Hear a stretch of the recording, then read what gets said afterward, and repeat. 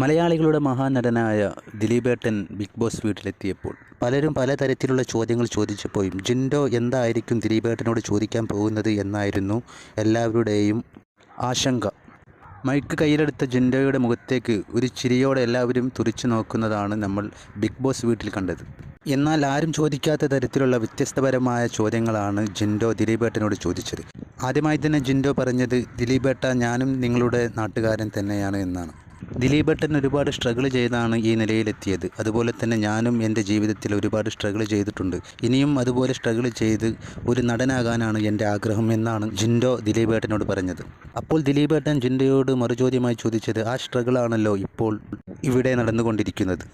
ദിലീപിനോട് എനിക്കൊരു ചാൻസ് തരണം എന്നാണ് എനിക്ക് ആദ്യമായി ഇവിടെ ചോദിക്കാനുള്ളത് എന്നാണ് ജിൻഡോ പറഞ്ഞത്. അതിന് മറുപടിയായി ദിലീപ് പറഞ്ഞത്, ഇനി ജിൻഡോയെ ആർക്കെങ്കിലും പരിചയപ്പെടുത്തേണ്ടതുണ്ടോ? ജിൻഡോ വേൾഡ് മുഴുവൻ ഫേമസ് ആയിരിക്കുകയല്ലേ എന്നാണ്. വീണ്ടും ദിലീപേട്ടൻ ജിൻഡോയോട് ചോദിച്ചു, ശരിക്കും ഇതൊക്കെ മുമ്പിൽ കണ്ടുകൊണ്ടാണ് ജിൻഡോ അപ്സരയുടെ ശിക്ഷണത്തിൽ പല കാര്യങ്ങളും പഠിക്കാൻ തുടങ്ങിയത്?